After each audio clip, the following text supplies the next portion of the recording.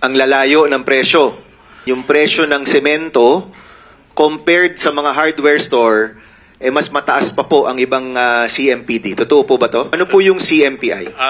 CMPD yan, sir. CMPD. Ano yung CMPD? Construction Materials Price Data. How is that determined? So, determined, yan ang nag-control ng mga presyo ng mga construction materials na ginagamit natin to derive the DOPA of the project. So, lahat na yan, sir, before naibigay na yung authority ng CMPD sa mga implementing offices sa region at sa district, at ngayon, ibinalik na natin sa central office para mag-control natin ang mga presyo. Bakit niyo po binalik sa central office, Director? Kasi mayroong mga discrepancies na, sir. Na Okay. Maski yung kapitbahay na district office, Ang lalayo ng presyo. In fact, ang nakita ho namin, yung presyo ng semento, compared sa mga hardware store, mas mataas pa po ang ibang CMPD. Totoo po ba to? may mga ganong pangyayari, sir. Kumbaga po, bulto-bultong binibili ninyong semento, pag pumunta ka sa hardware store, mas mura pa doon. Malamang, sir, may ibang distrito o district at mga region na ganyan ang nangyayari. Na-monitor nyo po yan, ano? Yes, sir. So ngayon po, I'm happy to hear, di ko alam na binalik nyo na po sa central office. No? So binalik nyo po sa central office, ngayon po nakabantay na po kayo dyan. Nabandayan na, sir, at probably by next week, i-release na namin yung bagong CMPD para gagamitin sa buong region at district offices. So magagaling po sa central office yung bagong CMPD? Tama po kayo, sir. Okay, paano nyo po bubuuin yung CMPD? So, nag-deploy kami ng mga tauhan namin sa lahat ng district, lahat ng mga probinsya.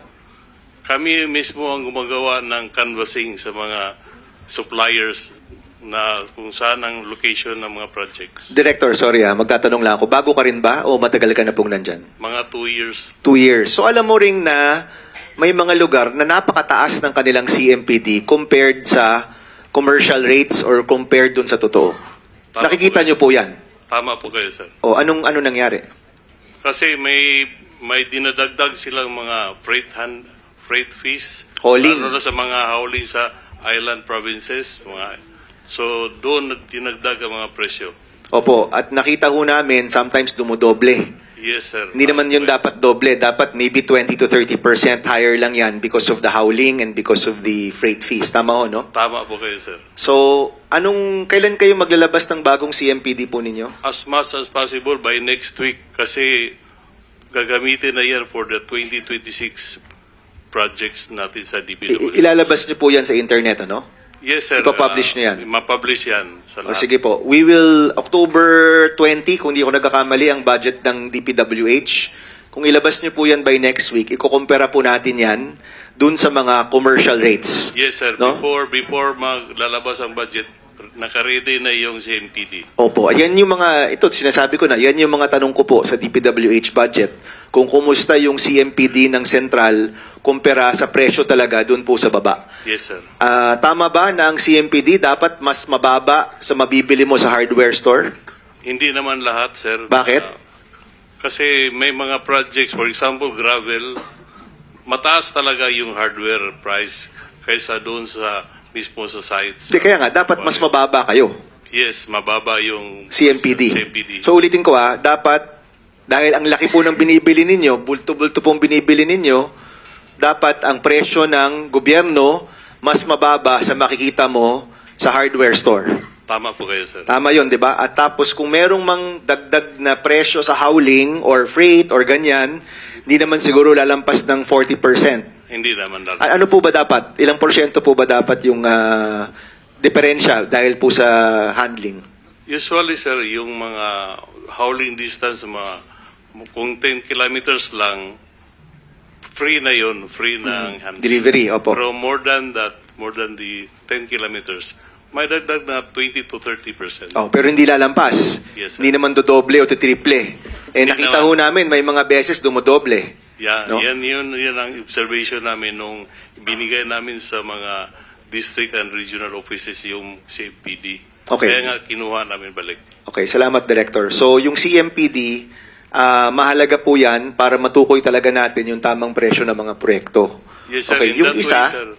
Yung isa, nabanggit to ni Bryce nung nakaraang araw, yung units. Sometimes dinadagdagan yung mga unit. Kung 100 lang yung kailangan, ilalagay daw 200, no? Nabanggit mo yan, Bryce, di ba? Tama po, Your Okay. Honor. Paano naman ho natin yan mache-check na yung units ay tama dun sa design, no? So kunyari, may sabihin mo na classroom. In our last hearing po sa Committee on Basic Education, umaabot ng 3.7 million per classroom po tayo. Tingin po namin, overpriced po yun. Nahihirapan po kami makahanap ng tamang presyo kasi yung unang-una, yung CMPD, palagi ko mali, masyadong mataas. So maybe we can now use the CMPD that DPWH will publish. Pero pati yung unit, no? Last question ko po to, Mr. Chairman, no? Pati yung units. Meron po kayo extra ng 2 minutes if you wish. Pati po yung units, paano po natin mache-check na yung disenyo ng mga proyekto sa DPWH hindi po pinapalobo, hindi po pinapalaki o pinapabukol, no? Talagang tama yung disenyo, tama yung number of units, tama yung presyo. Paano nyo po yan gagawin ni Secretary Dizon? I think, sir, sa Bureau of Design na yan, ang issue na yan, hindi ko yan masagot. Basta sa Bureau of Design, meron yung standard plan. So, Opo. meron silang mag-audit dyan sa mga implementing offices. May mag-audit dyan na taga Bureau of Design. So, Nandito ba yung Bureau of Design, Palagi Secretary General? ko, wala.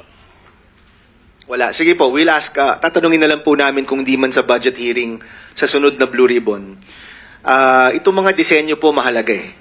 Kasi baka over-designed siya eh, para talagang palakihin yung presyo, no?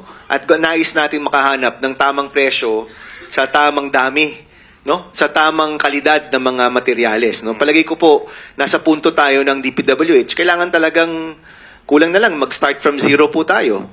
Kasi yung nakikita po nating level ng korupsyon ay napakataas po talaga. No? Kailangan po talaga back to zero po tayo dito. Last question. Thank you very much, Director Alan. Engineer Alcantara, itong mga nabanggit na yung CMPD, mas mataas, yung dami ng mga unit, pinapataas. Do you confirm this na isa itong paraan para palubuhin yung presyo? Your Honor, tungkol po doon sa CMPD, we're following the CMPD given to us by the regional office. May mga times lang po na we conduct our own canvas dahil hindi po talaga minsan nagtutugma doon sa... Mataas o mababa? Mababa po. Mababa. Yes So, po, Your Honor. you're saying na tapat naman yung CMPD ninyo? Yes, That's Your what you're Honor. saying? Yes, Your Honor. Okay. But Director Borromeo, nakita nyo na may pangailangang ibalik ito sa Central. Sa mikropono po. Sa microphone po. Tama po, to centralize all of these materials prices. Sige. So we will check this, Director Borromeo, sa susunod na budget hearing ng DPWH o baka sa Blue Ribbon. Nais ho natin makita na yung CMPD nakapublish, kitang-kita ng lahat ng tao at pwede po makumpara doon po sa mga presyo sa kanilang lugar. Thank you. Maraming salamat, Mr. Chairman. Thank you. Before I recognize the next interpellator, gusto ko lang ma-resolve na itong issue. Kay Engineer Hernandez, may sinasabi yung lawyer mo sa interview na may mga senador pa at both incumbent at saka past, yung former. Kino-confirm mo ba yan? Your Honor, pwede pong Hindi, kino-confirm mo ba yung sinabi ng iyong abogado? Hindi yes po. or no lang? Hindi. Hindi po. Oh, thank you. Next, Senator De La Rosa. Thank you, Mr. Chair. Nakiusap sa akin si Senator Maculita, mag-swap kami ng time slot na. So Yeah. I yield the floor to That's an option that you can exercise. I Thank yield you. the floor to Senator Maculita. Mr. Marcoleta Chair. is recognized. Thank you. Thank you, Mr. Chair.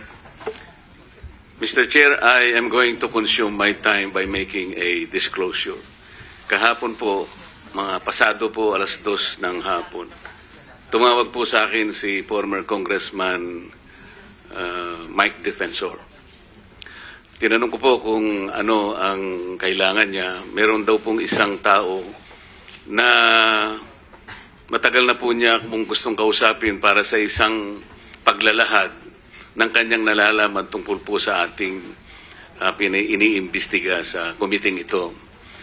Sabi ko, madali ba yan? Kasi meron kaming session, mag-uumpisa yun ng alas 3. Sandali lang ito, sabi niya, kasi nandito lang naman kami rito sa may Golden China. Ito pong restaurant malapit sa atin. Mga 5 minuto lang po siguro mararating natin. So ako po nagparaya at pinuntahan ko kung sino yung sinasabi niyang tao. Kasi po meron na raw po siyang draft na salaysay na kung gusto ko raw pong makita. So, Mr. Chair, ako po ay nagpaunlak para makita kung talagang meron nga ganung tao at meron nga siyang gustong isalaysay.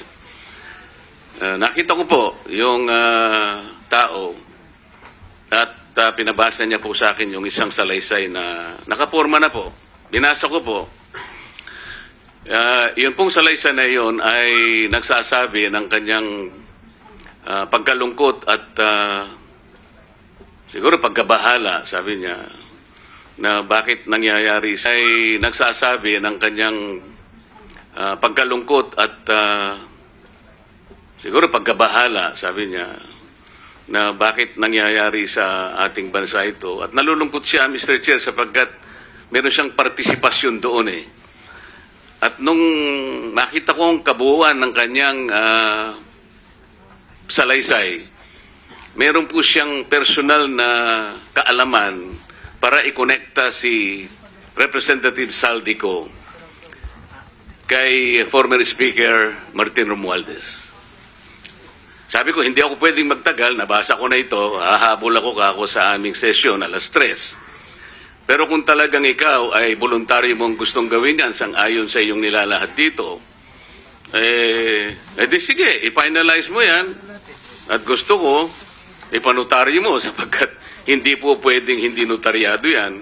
At kung buo ang loob mo at talagang yan ay matagal mo nang iniisip, pumunta ka ako bukas ng umaga sapagkat meron kaming pagdinig. Mr. Chair, nandito po yung tao at hawak ko po yung ilang peraso ng kanyang sinumpaang salaysay. Kung po pwede po sana natin siyang tawagin ngayon, para ngayon siya po ang mismong maglahad ng kanyang salaysay sa ating gitna. Okay, you may call him.